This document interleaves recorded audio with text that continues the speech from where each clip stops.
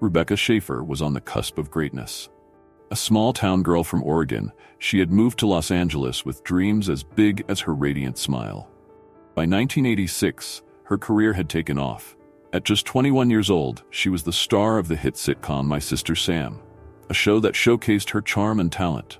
Hollywood had taken notice, and so had her growing fan base. Rebecca loved connecting with her fans. She was warm, approachable, and believed in staying grounded. But beneath the glitz of Hollywood lay a darkness Rebecca never could have imagined.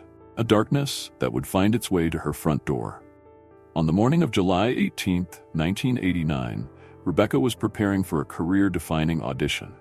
She had landed a script for The Godfather Part 3 and was set to audition for a pivotal role. But before she could leave, her doorbell rang. She answered, expecting a delivery or a neighbor. Instead, she was face to face with a stranger who knew everything about her. This stranger wasn't a fan seeking an autograph or a quick hello. He was a predator, Robert John Bardo, a man whose obsession with Rebecca had taken a sinister turn. Within moments, the encounter turned deadly. Rebecca was shot in her own doorway, her dreams and life stolen in an instant. But who was Robert Bardo, and how did his obsession spiral into murder? As investigators pieced together the events of that fateful morning, they discovered Rebecca's tragic death was not just a random act. It was the culmination of a series of chilling events. Robert John Bardo wasn't Rebecca's only admirer, but he was her most dangerous. A drifter from Arizona with a troubled past, Bardo had been obsessed with Rebecca since the premiere of My Sister Sam. He wrote her countless letters professing his love and admiration. Rebecca's fan mail was usually filtered by her studio, but somehow, one of Bardo's letters made it to her hands. Her polite, handwritten reply, meant to thank him, only fueled his obsession. To Bardo, it wasn't a kind gesture. It was a sign. But Bardo wasn't the only one with Rebecca in his sights. Detectives soon uncovered two other potential suspects. One was Tom Larkin, Rebecca's former boyfriend and a struggling actor who had recently returned to LA. Friends said their breakup had been amicable, but whispers of jealousy and resentment hinted otherwise. The second was Greg Foster, a paparazzo who had clashed with Rebecca over invasive photos. He had a reputation for crossing boundaries and wasn't shy about exploiting stars' vulnerabilities. While Bardo seemed like the obvious suspect, detectives weren't ready to close the case. Motives were stacking up, and not all paths led to Bardo. Investigators focused first on Bardo. They learned he had visited Rebecca's studio multiple times, demanding to meet her. Security had removed him, but no further action was taken. In his apartment, they found a shrine to Rebecca, magazine clippings, photos, and even a map of Los Angeles with her address circled. It was clear Bardo had planned the murder. He had hired a private investigator to locate Rebecca's address, a task disturbingly easy to accomplish in an era with limited privacy protections. But then, the case took an unexpected twist. A witness reported seeing Tom Larkin near Rebecca's home the night before her murder. Larkin claimed he had simply been in the area for an audition, but his alibi didn't hold. Meanwhile, Greg Foster raised suspicions of his own. Investigators discovered he had been following Rebecca in the weeks leading up to her death, photographing her at home without her knowledge. Could his obsession have escalated? As the evidence mounted, it became clear that all three men had motives, but only one had pulled the trigger. The breakthrough came when detectives analyzed security footage from a nearby shop. The grainy footage captured Bardo purchasing the gun used in Rebecca's murder just days before the crime. Combined with his written letters detailing violent fantasies, the case against him was damning. But Tom Larkin wasn't off the hook. Investigators found a series of angry voicemails he had left Rebecca after their breakup, one of which ended with a chilling threat. "If I can't have you, no one can." Greg Foster, too, had something to hide. A search of his home revealed a hidden camera and a stash of invasive photos. He admitted to following Rebecca obsessively, but denied harming her. It was a race to find irrefutable evidence. Then, Bardo confessed. During questioning, Bardo admitted to traveling to Los Angeles with the sole purpose of killing Rebecca. In his twisted mind, her recent film role in a provocative scene meant she had betrayed his perception of her purity. His obsession had turned violent, and Rebecca became a victim of his delusions. In 1991, Robert John Bardo was convicted of first-degree murder and sentenced to life without parole. The trial brought Rebecca's story into the spotlight, sparking outrage over the ease with which Bardo had obtained her address. Her death led to the implementation of anti-stalking laws and significant changes in privacy protections. The Driver's Privacy Protection Act of 1994 ensured that personal information like home addresses could no longer be accessed through DMV records. Rebecca's tragic death was a turning point, a call to action to protect those targeted by obsessive behavior. Tom Larkin and Greg Foster were cleared of direct involvement, but their behavior highlighted the pervasive dangers celebrities face from those who blur the lines between admiration and obsession. Rebecca Schaeffer's light was extinguished far too soon, but her legacy lives on in the protections her case inspired. This is the story of Rebecca Schaeffer, a rising star whose tragic death changed the way we protect lives from dangerous obsession.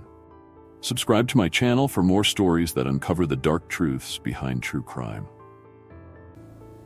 It was a brisk autumn evening when Lena Harper decided to download Love Match, a dating app her best friend Megan had been raving about. A mix of hesitation and curiosity filled her as she swiped through endless profiles. Lena, 26, was a freelance graphic designer with a penchant for vintage books and strong coffee. Her life in the small town of Willow Creek had been quiet, almost too quiet, since her last breakup. Meeting someone new sounded like the perfect way to break the monotony. One profile caught her attention, a man named Ryan Adler. His bio was simple but intriguing: adventurer, photographer, lover of the little things in life.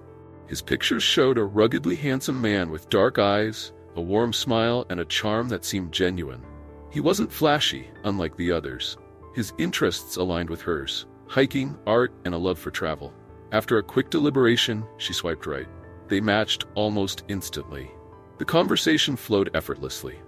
Ryan was witty, attentive, and seemed genuinely interested in her life. He spoke about his love for photography, capturing hidden corners of nature, and his favorite hiking trails. They exchanged numbers and soon transitioned to late-night phone calls that lasted for hours. 2 weeks later, Ryan suggested meeting in person. "There's a great little cafe by the lake. Quiet, cozy, perfect for good conversation," he had said. Lena agreed, her excitement tinged with nervousness. She shared her plans with Megan, who insisted on a check-in text once she arrived and left the date. The cafe was everything Ryan described. The smell of freshly brewed coffee mingled with the earthy aroma of the lake. Lena arrived first, choosing a table by the window. When Ryan walked in, he looked even better in person: charismatic, confident, and utterly at ease. The date was perfect. They laughed, shared stories, and even planned a future hiking trip. But then, Ryan leaned in with a suggestion that made Lena's heart skip. "There's a place not far from here, just a short drive, a scenic spot where I'd love to take your portrait. My camera's in the car. You'd love it." The idea seemed harmless enough, and Lena, swept up in the warmth of the moment, agreed. The drive to the scenic spot wasn't far, as Ryan promised, but the road grew increasingly narrow and desolate. Lena noticed the shift but didn't voice her unease. Ryan filled the silence with stories of his photography adventures, his voice soothing, almost hypnotic. When they arrived, the area was eerily quiet. It wasn't the picturesque location Lena had imagined. It was an abandoned clearing surrounded by dense woods. A chill ran down her spine. But she brushed it off, reminding herself that Ryan had been nothing but kind and respectful. Ryan stepped out of the car and grabbed his camera. "Trust me," he said with a reassuring smile. "This place has the best light." Lena followed hesitantly. He directed her to stand near an old oak tree, adjusting his camera settings with practiced ease. "Perfect," he murmured. But as he clicked away, his demeanor shifted. The warm, charming Ryan was gone, replaced by someone colder, more calculating. "Let's try one more shot," he said, stepping closer. His voice carried an edge that sent Lena's instincts into overdrive. She stepped back, but Ryan grabbed her wrist firmly, his expression unreadable. "You're making this harder than it needs to be," he said quietly. Panic surged through Lena. She struggled against his grip, her mind racing for an escape. She hadn't told Megan the exact location, only the cafe. Her phone was in her bag, useless now. Ryan tightened his grip, dragging her deeper into the woods. The last sound Lena heard before everything went dark was the faint shudder of a camera. When Lena failed to respond to Megan's texts, concern quickly turned to alarm. By morning, Megan called the police, reporting her friend missing. The authorities began their investigation at the cafe, where a barista recalled seeing Lena with a man matching Ryan's description. But beyond that, there were no leads. Ryan Adler wasn't who he claimed to be. His profile on LoveMatch was fake, crafted with stolen photos and carefully curated details to lure his victims. Detectives discovered that Lena wasn't the first woman to go missing after meeting Ryan on the app. Similar cases had been reported in neighboring towns, each eerily similar, women disappearing without a trace after meeting a charming man. The case gained media attention, painting Ryan as a ghost, a predator who left no evidence behind. His digital footprint was clean, his communication with Lena encrypted and untraceable. The only clue was Lena's last known location, the cafe, and a chilling discovery made by a hiker a week later. A single photograph of Lena, taken in the woods with the words "I'll keep you forever" scrawled on the back. Detective Eleanor Briggs was assigned to the case. Known for her meticulous approach and sharp instincts, she had solved a string of cold cases in her career. Lena Harper's disappearance struck a personal chord with her. Eleanor had grown up in a small town much like Willow Creek. The idea of someone like Ryan preying on trusting young women enraged her. She started by analyzing the LoveMatch app. With a warrant in hand, Eleanor and her team accessed the app's database. What they found was unsettling. The account under Ryan Adler's name had been deactivated hours after Lena's disappearance. Worse, it was linked to an untraceable email and a burner phone. Undeterred, Eleanor turned her attention to the photograph found in the woods. The image haunted her. Lena's eyes wide with fear, the backdrop a dense thicket of trees. The chilling inscription on the back wasn't just a taunt, it was a calling card. Eleanor suspected this wasn't the predator's first time leaving such messages. Cross-referencing similar missing persons cases, Eleanor discovered a disturbing pattern. Over the past 3 years, 6 women had gone missing in a 200-mile radius, all after meeting a man on dating apps. In each case, a photograph of the victim surfaced days or weeks later, accompanied by cryptic messages like, "Mine forever" or "Captured beauty." The man used different aliases each time, but his method remained the same. Eleanor's team combed through surveillance footage from the cafe. They identified Ryan's car, a black SUV with no visible plates, but the footage ended as he and Lena drove away. However, a sharp-eyed officer noticed something. A sticker on the car's rear window. It was faint but legible, a logo for a hiking club. Following this lead, Eleanor discovered the hiking club was a small but active group in the area. After weeks of interviews and undercover work, she identified a potential suspect, Eric Daly, a former member of the club. Eric had been expelled for erratic behavior and was known for his obsession with photography and digital manipulation. But when Eleanor brought him in for questioning, Eric denied everything. He had an alibi for the night of Lena's disappearance, and the police couldn't find concrete evidence tying him to the case. Eleanor was back to square one, but something about Eric didn't sit right.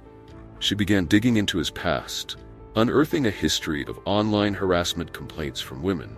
Then she found something chilling, an old post from a photography forum, where Eric discussed capturing the essence of beauty in a tone that mirrored the messages left with the victims' photographs. Meanwhile, more women were disappearing. Another photograph surfaced, this time of a college student named Rachel, who had been reported missing just days earlier. Like Lena's photo, it bore an unsettling inscription, "Art Eternal." Eleanor knew she was running out of time. The breakthrough came when Eleanor's team intercepted a message sent through a hidden network used by Eric. It wasn't addressed to anyone specific, but rather posted on an obscure forum. The message read, "The collection grows. Tonight, I'll find another canvas." Eleanor's team tracked the IP address to a remote cabin deep in the woods. A raid was planned immediately, but what they found was both horrifying and puzzling. The cabin was empty, save for a dark room filled with haunting photographs of women, some identified as missing victims, others who had yet to be reported. The photos were mounted like trophies, each bearing a cryptic phrase, but Eric wasn't there. Eleanor realized Eric had been a decoy all along. He wasn't the mastermind, he was working for someone else, a shadowy figure whose face and name remained unknown. But amidst the chaos of the raid, a rookie officer discovered a hidden compartment in the cabin floor. Inside was a collection of ID cards, including Lena's driver's license and a USB drive. The drive contained videos, footage of the women in their final moments, terrified and pleading. But it also revealed something more chilling. The man behind the camera was wearing a mask, his voice disguised. He spoke directly to the victims, calling them his masterpieces. The team worked tirelessly to decrypt the files, eventually tracing one video to an abandoned quarry on the outskirts of Willow Creek. The location matched the background of a photograph of Lena that Eleanor had overlooked in her initial investigation. When they arrived at the quarry, they found evidence of a recent struggle, scraps of fabric, drag marks, and a shattered camera lens. But no bodies. It seemed the predator had vanished, taking his victims with him, or worse. The final twist came weeks later when Eleanor received an anonymous package at her office. Inside was a single photograph, Lena alive but gaunt, her eyes filled with despair. The message on the back read, "The collection is never complete." The case remains unsolved, but Eleanor refuses to stop searching. She believes Lena and the others are still out there, trapped in a twisted predator's art gallery. The Winslow family had been through a lot. After Sarah's divorce, she wanted to reconnect with her 16-year-old daughter, Emma. They decided a weekend getaway to the picturesque town of Pine Hollow would be perfect. It was a quiet, serene place known for its rolling hills, scenic trails, and quaint cottages. Sarah browsed through listings on Airbnb until one caught her eye. A charming two-story house tucked into the woods, hosted by a couple named Mark and Evelyn Hargrave. The listing was idyllic. Experience tranquility in our rustic woodland retreat, complete with a cozy fireplace, homemade meals, and access to hidden hiking trails. The reviews were glowing, describing the hosts as warm and hospitable. One reviewer even mentioned Evelyn's delicious pies. It seemed perfect. When they arrived, Sarah and Emma were greeted by the Hargraves. Evelyn, a petite woman in her 50s, with a kind smile and sharp blue eyes, waved from the porch. Mark, tall and reserved, carried their bags into the house. "Welcome to our little slice of paradise," Evelyn said warmly, handing Emma a glass of fresh lemonade. The house smelled of baked bread and pine wood. It was homey, with mismatched furniture and shelves lined with old books and trinkets. Emma immediately loved it. Sarah felt at ease for the first time in months. Dinner that night was delightful. Evelyn's cooking was indeed as good as the reviews claimed. Mark, however, was quieter, his occasional stares lingering a little too long. Emma brushed it off, thinking he was just socially awkward. The Hargraves talked about how they had lived in Pine Hollow for decades, running the Airbnb to share their love of the area. That night, Sarah texted her sister about how peaceful the place was. "This is exactly what we needed," she wrote. She didn't know it would be her last message. The next morning, Sarah and Emma planned to explore one of the trails Evelyn had recommended. Evelyn packed them a basket with sandwiches and bottled water. Mark gave vague directions, pointing out a path just beyond the tree line. As they left, Evelyn waved from the porch, her kind smile ever present. When they hadn't returned by evening, Evelyn appeared concerned. "They must have gotten lost," she told her husband. Mark nodded, his expression hard to read. By midnight, the Hargraves called the local authorities, reporting Sarah and Emma missing. Search teams scoured the woods, but there was no trace of them. No footprints, no discarded items, nothing. The Hargraves cooperated fully, offering details about the Winslow's plans and even joining the search. The town buzzed with speculation. Some believed Sarah and Emma had fallen victim to an accident in the dense wilderness. Others whispered darker theories. As days turned to weeks, the case grew cold. Sarah and Emma Winslow had vanished without a trace. 3 months had passed since the Winslow disappearance, and Pine Hollow was beginning to move on. Despite lingering whispers about what had happened to Sarah and Emma, life trudged forward. The Hargraves, remarkably unfazed, reopened their Airbnb, brushing off inquiries about the case with polite dismissals. "A terrible tragedy," Evelyn would say with a somber shake of her head. We did everything we could to help. For Claire Benson, an investigative journalist with a knack for uncovering dark secrets, the case of the Winslows was an itch she couldn't scratch. She had followed the story obsessively since it hit the news, her gut telling her there was more to it than an accidental disappearance. The lack of physical evidence was suspicious, as was the fact that the Hargraves seemed to emerge from the ordeal unscathed. When she discovered their Airbnb listing was active again, she booked a 3-night stay under an alias, hoping to uncover the truth. Claire arrived in Pine Hollow on a sunny Friday afternoon. The house looked just as charming in person as it did in the photos, rustic, warm, and utterly unassuming. Evelyn greeted her on the porch with the same effusive hospitality noted in the reviews, handing her a glass of iced tea and a warm smile. "Welcome, dear. We're so happy to have you." Mark, in contrast, stood in the doorway, his towering frame casting a shadow across the threshold. He offered a terse nod as he carried Claire's suitcase inside. His presence was unsettling, his silence almost deliberate. Inside, the house was cozy, but meticulously clean. Too clean. The faint smell of bleach lingered in the air, though Evelyn insisted she had simply been tidying up for her guest. Claire noticed small details that seemed out of place. The locks on the outside of the bedroom doors, the slight creak in the floorboards as Mark lingered near the staircase, and the trapdoor in the pantry that Evelyn shut quickly when Claire accidentally wandered in. That first night, Claire sat in the living room, sipping tea with Evelyn and Mark.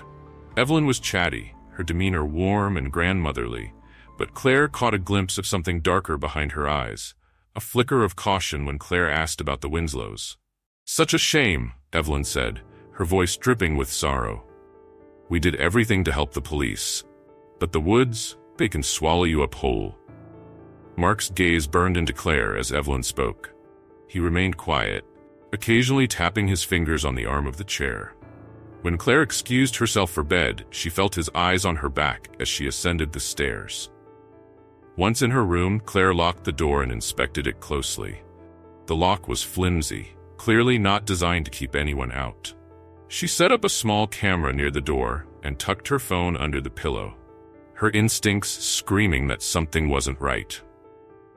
The next morning, Claire played the role of the cheerful guest, chatting with Evelyn over breakfast and feigning interest in Mark's gruff suggestions for hiking trails. "If you go far enough, you might just find yourself lost," he said with a smirk that sent a chill down Claire's spine. After breakfast, Claire ventured outside, claiming she wanted to explore the woods. Following Mark's vague directions, she found a narrow, overgrown path. The deeper she walked, the more uneasy she felt. The chirping of birds faded, replaced by an eerie silence that pressed against her ears. The path eventually led to a dilapidated shed hidden beneath a canopy of trees.